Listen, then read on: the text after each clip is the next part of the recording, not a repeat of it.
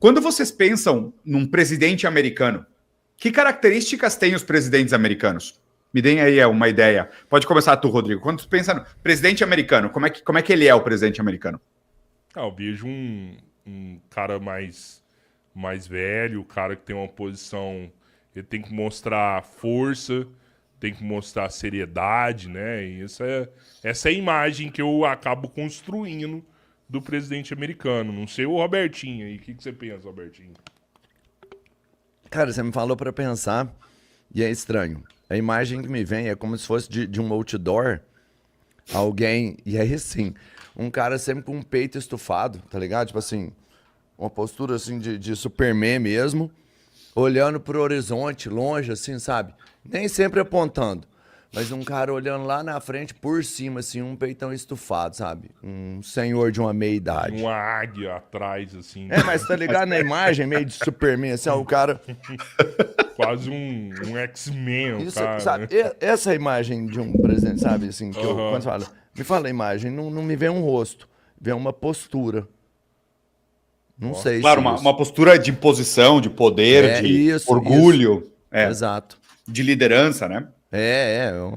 Então, bem heróica mesmo. Estoica. Por que a pergunta, cara? Porque é bizarro, sabe? A teoria da simulação, a teoria da sociedade do espetáculo, ela fala que a gente tem uma relação com a realidade intermediada por imagens, tá? Nenhum de nós três conhece pessoalmente a vida íntima de nenhum presidente americano. A gente nunca foi no banheiro ver como o Trump faz cocô, sabe? Tipo, ninguém nunca tomou café da manhã com o Bush, ninguém nunca viu, sabe, o Obama trocar de roupa. A gente tem uma relação com a realidade que ela está intermediada por uma série de imagens espetaculares. E, cara, bizarro que tu falou, tipo, sabe, panorâmico, porque é exatamente isso. Tipo, a gente tem uma relação com a realidade que está atravessada por uma série de imagens, sabe? E nessa teoria da sociedade do espetáculo, o que o Baudrillard falava é que essa sociedade do espetáculo ela existe para esconder a realidade.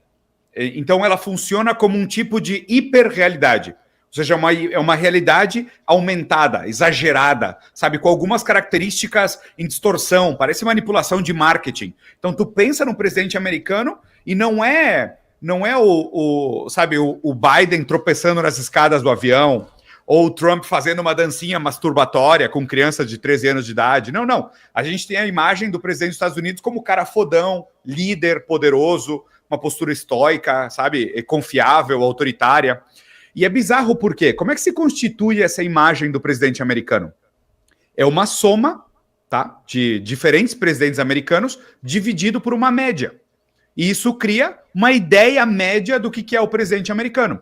Só que nessa soma de identidades de presidente americano tem o Trump, o Biden, o Obama, mas também tem o Bush, e também tem o presidente do 4 de julho, tem o presidente do, sabe, Armageddon, tem o presidente dos filmes, tem o Samuel L. Jackson, tem o Morgan Freeman, sabe? Todos esses presidentes americanos, eles moram no nosso imaginário. E mesmo que a gente saiba, não, é o presidente de filme, mas é o presidente do filme baseado no que deveria de ser um presidente americano. Mas na hora do cidadão promédio fazer uma média, ele pensa no presidente americano e ele coloca nessa mistura os presidentes americanos de filmes e de seriados. Então, o que é o presidente americano? É um cara com convicção e valores que toma as decisões difíceis na hora que ninguém mais pode tomar uma decisão difícil. É isso que a gente, no imaginário coletivo, existe essa fantasia do que é o presidente americano. Mas, de fato, no mundo, o que é o presidente americano? É um cara que se atropela falando um discurso, é o cara que tropeça na escada, é um cara que tem escândalo de corrupção com uma atriz pornô, sabe? Essa é a realidade, essa é a parte suja, real do presidente americano. Só que a gente não tem acesso a isso. E isso é explicado pela teoria da sociedade do espetáculo do Baudrillard, que é os meios de comunicação, incluindo Hollywood, especialmente Hollywood, existem para esconder a realidade. E para as pessoas pensarem que eles conhecem a realidade, quando eles não têm contato com ela. Por isso que a grande maioria das pessoas, quando você fala, conhece Paris? Fala, sim, é Torre Eiffel, os castelos, os museus e tal. Não, não, não. Eu tô falando dos ratos, os migrantes, os ladrões de rua, a sujeira, sabe? As pessoas mal educadas. Esse Paris. Ah, não, é que essa não é a imagem que eu tenho de Paris. Então, normalmente, a gente sempre tem uma diferença, que às vezes é bem monstruosa, entre a ideia imaginária e a ideia real. Poucas pessoas têm realmente acesso ao real, mas a maioria das pessoas compartilham a ideia imaginária. O detalhe é que muitas decisões políticas são tomadas no nível do imaginário. Então, quando você fala, meu, eu quero ter um presidente que nem um presidente americano. Qual? Tipo, o Clinton, que recebe boquete embaixo da mesa da secretária, ou o Trump, que tem escândalo de pedofilia? Sabe, qual presidente americano tu quer? Não, eu quero aquele presidente americano fodão, aquele do panorâmico, sabe? Ah, o do filme, tu quer? Só que do filme realmente não existe. Essa ideia do filme existe especialmente para manipular a nossa relação com a realidade. Então, essa é uma das teorias que eu queria apresentar para vocês, eu trouxe umas 3 ou 4. Essa primeira se chama a sociedade do espetáculo, que é uma sociedade onde as relações humanas estão intermediadas por imagens, e o papel dessas imagens é fazer que as pessoas esqueçam que uma realidade é possível. Então, todas as discussões acontecem somente no nível do imaginário coletivo.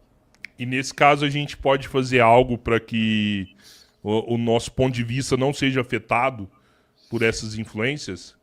Então, a tua pergunta, se eu estou entendendo bem, Rodrigo, você está perguntando se existe uma maneira do ser humano ter um contato real, objetivo e direto com a realidade, tá? Não. Lamentavelmente, não. Existem uma série de ferramentas críticas, como o pensamento, para poder navegar esse mar de ambiguidades e subjetividades para ter uma aproximação maior. Mas também é verdade que o ser humano não tem a capacidade experiencial para entrar em contato com a realidade completa, na sua veracidade completa, né? Hegel falava que a verdade é a totalidade. O que é verdade? O tudo. Não tem maneira de o ser humano que tem só um espectro de percepção entrar em contato com a verdade no sentido V maiúscula, sabe? Porque vamos, por exemplo, cara, você está caminhando por um shopping center e tem um cadáver no meio do shopping center e alguém fala, a pessoa morreu. Tá, é fato, a pessoa morreu. Mas isso não explica a verdade, né? Normalmente a pergunta seria, pô, a pessoa se matou? Alguém matou? Foi uma doença? Levou um tiro? Se jogou do 3º andar? Sabe? Então, você fala, um meio pode fazer um meio de comunicação pode fazer uma reportagem sobre a verdade. Sobre um pedaço da verdade. Mas sempre o pedaço da verdade, ele já é tendencioso contra qual pedaço da verdade é conveniente para um meio de comunicação. Sim, e quais as ferramentas críticas que a gente pode usar nesse momento? Então, eu faço, toda segunda-feira eu faço... alguém no chat colocou uma correção correta. É verdade, o livro Sociedade do Espetáculo é do autor Guy Debord. Quando eu falei John Baudrillard, eu estava me referindo ao livro de Simulação e Simulacro, que são 2 autores bem contemporâneos que têm teorias similares, mas a correção do chat estava certa. Ponto pro chat. O é verdade. Tá ligado. O livro o chat tá foda. Intelectual pra caramba, o chat tá foda. Parabéns pro chat, é verdade. O livro Sociedade do Espetáculo é Guy Debord. Eu sempre faço essa confusão. Vocês têm toda a razão. Obrigado, chat. Você tava falando que na segunda-feira você faz algo que você usa essas ferramentas críticas. Isso, cara. Então, eu faço toda segunda-feira, de fato, hoje eu vou fazer porque eu não fiz ontem, eu faço uma coisa que chama live review de notícias, onde eu sento, normalmente com um convidado, e eu olho todos os jornais do mundo para ver como diferentes jornais falam da mesma notícia. Boa. Então, acontece uma coisa... O que foi dito no New York Times? O que a BBC falou? O que a Fox falou? O que foi dito na China? O que falou a Al Jazeera? Sabe? O que falou o Globo? Ou seja, todos os jornais do mundo, como eles falam de um assunto. Daí, entre as diferentes versões do que está acontecendo, daí talvez a gente possa entender um pouco da realidade, né? Naquela mesma veia. O que é a verdade? O tudo. Né? A única maneira de como a gente poderia realmente entrar em contato com a verdade é com essa relação com o tudo. Mas como o ser humano não pode, então a diversidade de opiniões enriquece a nossa relação com a verdade. Por isso que quanto mais radical é uma pessoa com uma ideologia, mais longe ela está da verdade.